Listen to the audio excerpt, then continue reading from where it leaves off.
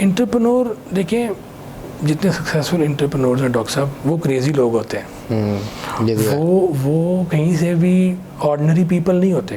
تو یہ آپ کے شوق پہ اور آپ کے اسکل پہ سب سے پہلے ڈپینڈ کرتا ہے. ٹھیک ہے. اوبیسلی انویسٹمنٹ, ہر بندہ یہ کویشچن پوچھتا ہے کہ ہمارے پاس انویسٹمنٹ نہیں ہے, ہم کہاں سے شروع کریں. ایک عام لوگوں کا کویشچن ہے کہ ہمارے پاس 40-50 لاکھ ہے, کیا ہم فارمیسی بنا سکتے ہیں؟ دیکھیں 40-50 لاکھ اس سے فارمیسی نہیں بنانی چاہیے. ٹھیک ہے. اس کی وجہ یہ ہے کہ فارمیسی میں اتنی ملٹیپل ورائٹی آپ کو چاہیے اور کسٹمر نیڈ اتنی زیادہ ہے. اگر آپ کسٹمر کی نیڈ کو ایڈریس نہیں کرتے اور اس ورائٹی کو پورا نہیں کرتے تو آبویسلی آپ, تو منیمم کتنا بجٹ چاہیے فارمیسی بنانے کے لیے؟ دیکھیں فارمیسی لائک اگر ریٹیل کی اگر آپ بات کر رہے ہیں میرے سے, تو ریٹیل کے اندر آپ 1.5 سے 2 کروڑ روپے کی ایک اچھی فارمیسی بن جاتی ہے. ٹھیک ہے. لیکن ریٹیل کے اندر سب سے امپورٹنٹ چیز ہوتی ہے لوکیشن, دوسری بھی ہوتی ہے لوکیشن, تیسری بھی ہوتی ہے لوکیشن. یہ تو آپ بتائیں گے ہمارے ناظرین کو کہ لوکیشن کس طریقے سے سلیکٹ کی جائے. اوبیسلی آپ سب سے پہلے یہ سلیکٹ کریں گے کہ آپ کی آؤٹ ریچ اور آپ کا نمبر آف کسٹمرز جو ہیں وہ کتنے ہیں, کس لوکیلٹی کے اندر ہے. پھر آپ گیپ انالیسس کریں گے کہ جہاں پہ کمپٹیشن کم ہے ریلیٹیولی یا کمپٹیشن ہے ہی نہیں, اور پیشنٹ فٹ فال یا کسٹمر فٹ فال جو ہے نا وہ زیادہ ہے. اس کے بعد آپ دیکھیں گے کہ کیا جس لوکیشن پہ میں اپنی فارمیسی بنانا چاہ رہا ہوں اس کی ایکسیس کیسی ہے. تو یہ فیکٹرز آپ کو دیکھنے پڑیں گے. اس کے بعد پھر آپ کو اوبیسلی انویسٹمنٹ دیکھنی پڑے گی. ٹھیک ہے. تاکہ جتنی اچھی ورائٹی ہوگی آپ کے پاس اور جتنی اچھی آپ کے پاس رینج ہوگی, اس سے آپ کے کسٹمر اٹریکٹ ہوگا آپ کی طرف اور آپ کی سیلز بوسٹ اپ ہوں گی. ٹھیک ہے. اور اس کی جو لیگل ریکوائرمنٹس ہیں وہ کیا کیا ہیں, کس طریقے سے آپ اپنی فارمیسی کو پروسیڈ کر سکتے ہیں؟ دیکھیے ایک جو پنجاب گورنمنٹ کے انڈر یہ سارا اس کا رولز فریمڈ ہے, اس میں اگر آپ نے فارمیسی بنانی ہے تو اس کی ڈائمینشن بھی فکسڈ ہے, فریمڈ ہے کہ کتنے بائی کتنے کا آپ کی فارمیسی کا سائز ہونا چاہیے, رولز فکسڈ ہیں. اس سے کم سائز پہ آپ نہیں بنا سکتے, لیکن آبویسلی وہ ایک منیمم سائز اگر آپ اچیو کر لیتے ہیں جو کہ اتنا بڑا سائز نہیں ہے, تو سب کی ڈیٹیل آن لائن اویلیبل ہے. کوئی بھی اگر یہ چیز پڑھنا چاہتا ہے تو وہ CDSL کی ویب سائٹ پہ جا کے اس کو چیک کر سکتا ہے. ٹھیک ہے. اور وہاں پہ اس کی بیسک ریکوائرمنٹس کو پورا کر سکتا ہے, اور جیسے بھی ان کو کمپلائی کر لے گا تو وہ اپنی فارمیسی آپریٹ کر سکتا ہے. وہ اتنی زیادہ مشکل چیزیں نہیں ہیں. ٹھیک ہے. لیکن میں یہ سمجھتا ہوں کہ ابھی لاہور کے اندر اسپیسیفکلی اگر ہم بات کریں تو retail is a tough segment. اچھا. چونکہ ریٹیل فارمیسیز آبویسلی بہت ڈفرینٹ چینل سے آپریٹ کر رہی ہیں.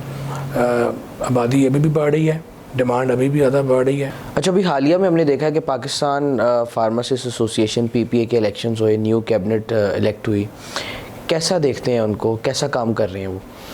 دیکھیں پاکستان فارماسسٹ ایسوسیشن کی لیگیسی اور جس طرح ابھی ہم نے بات کی کہ ہر شعبے کی کوئی نہ کوئی نمائندہ تنظیم ہوتی ہے, تو میں خود فارماسسٹ ہوں اور ہماری نمائندہ تنظیم پاکستان فارماسسٹ ایسوسیشن ہے. ڈاکٹرز ہیں تو ان کی اپنی ایک تنظیم ہے, لائرز ہیں تو ان کی اپنی ایک تنظیم ہے, صحافی ہیں تو ان کی اپنی ایک تنظیم ہے.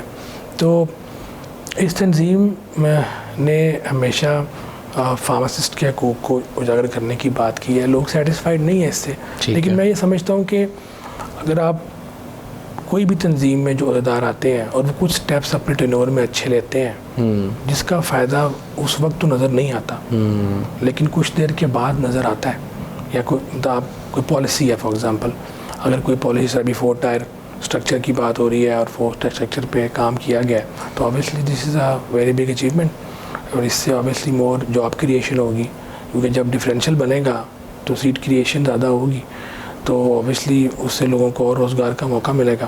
تو میرے خیال سے جو نئے عہدیدار ہیں, ابھی ان کو شروع کیے ہوئے کچھ زیادہ عرصہ نہیں ہوا, لیکن وہ اچھا کام کر رہے ہیں, اور میری تو خواہش ہے کہ وہ فارماسسٹ کمیونٹی کے لیے اچھے سے اچھا کام کریں. دیکھیں فارماسسٹ اس ٹائم اگر آپ دیکھیں تو بے شمار مسائل کا شکار ہے. میں جب یہ سوچتا ہوں کہ فارماسسٹ ایک گریجویشن کرنے کے بعد اس کے پاس مواقع بہت تھوڑے ہوتے ہیں, جاب اپرچونٹی بہت تھوڑی ہوتی ہے, فوراً اس کے پاس اتنا اسکل سیٹ بھی نہیں ہوتا. وہ انڈسٹری میں جاتا ہے تو اوبویسلی وہاں پہ بھی اس کو سیکھنا پڑتا ہے. وہ اگر ریٹیل میں جا کے کام کرتا ہے تو وہاں پہ بھی اتنی سیلری نہیں ملتی اور اس کو سیکھنا پڑتا ہے. تو in the start it is very very tough. Government job بھی ایکوائر کرنا آپ کو پتہ ہے اتنا آسان کام نہیں ہے, کمپٹیشن زیادہ ہے. سیلز اینڈ مارکیٹنگ میں بھی اگر آپ جا رہے ہیں تو اٹ ٹیک سم ٹائم اپنے آپ کو منوانے کے لیے. تو مسائل تو ہیں. جو کہ ہمارے ملک میں المیہ یہ ہے کہ پروڈکشن ہمیشہ سے زیادہ ہے اور ہر فیلڈ میں زیادہ ہے. یعنی کہ جو بچہ بھی آپ دیکھیں, چاہے وہ ڈاکٹرز پروڈیوس ہو رہے ہیں, لائرز پروڈیوس ہو رہے ہیں, یا ایون آ کے فارمسٹ پروڈیوس ہو رہے ہیں, ان کی پروڈکشن زیادہ ہے اور ڈیمانڈ کم ہے. تو یہ ایک ایشو ہمیشہ سے یہاں پہ زیادہ رہا ہے, جس کی وجہ سے مارکیٹ میں گیپ رہتا ہے. لیکن میں ایک چیز آپ کو بتاؤں ڈاکٹر صاحب, جو اسکلڈ بندہ ہے نا, اسکلڈ, جس کے پاس اسکل ہے, جس نے اپنی اسکل سیٹ کو امپروو کیا ہے, اپنے اوپر کام کیا ہے, تو میں کئی ایسے لوگوں کو جانتا ہوں جو ڈفرینٹ سیگمنٹس میں کام کر رہے ہیں اور فارمیسی, اچھا, اور وہ ڈبل ڈیجٹ ٹرپل ڈیجٹ میں بھی سیلریز ڈرا کر رہے ہیں. کئی ایسے لوگوں کو میں جانتا ہوں کہ جنہوں نے نوکری کی اور اب وہ بڑے سکسیزفل انٹرپرینورز ہیں. اچھا, تو موٹیویشن تو ہے, مطلب موٹیویشن تو ہمیشہ رکھنی چاہیے, مطلب اپنے آپ کو ہمیشہ چارج ڈب رکھنا چاہیے, خواہشات رکھنی چاہیے. خواہشات بھی نہیں, میں سمجھتا ہوں یو شوڈ ڈریم بگ. اگر آپ کی ڈریم ہی نہیں ہے اور آپ بڑا سوچتے نہیں ہیں اور آپ کی ویژن نہیں ہے تو آپ کبھی بھی گروتھ نہیں کر سکتے. تو مشکلات تو شروع میں ہر سیکٹر کو آتی ہیں. تو فارمرز کمیونٹی کو بھی مشکلات شروع میں آتی ہیں, لیکن ان سب کے لیے مشورہ یا آپ ایڈوائس کہہ لیں, وہ یہی ہے کہ اپنے اسکل سیٹ پہ کام کریں, اس کو امپروو کریں, اور میرے مطابق کامیابی کنسسٹنسی کا نام ہے. ٹھیک ہے, اگر آپ کسی بھی شعبے میں کام کریں تو کنسسٹنسی ہونی چاہیے. ٹھیک ہے, اگر آپ کنسسٹنٹ نہیں ہیں نا سر, تو آپ کامیاب نہیں ہو سکتے. ہمارے ہاں یہ بھی ایک پرابلم ہوتی ہے کہ جب ہم شروع کرتے ہیں سفر تو اس میں کئی بمپس آتے ہیں, کئی ہائیز اینڈ لوز آتے ہیں, تو کئی لوز میں چلے جاتے ہیں, کئی ہائیز میں چلے جاتے ہیں, تو وہ ایک پلیٹو آ جاتا ہے. تو مطلب یہ پارٹ آف لائف ہے. کنسسٹنٹ آدمی کامیاب ہوتا ہے, جو کہ مشکلات بھی دیکھتا ہے اور آسانیاں بھی دیکھتا ہے.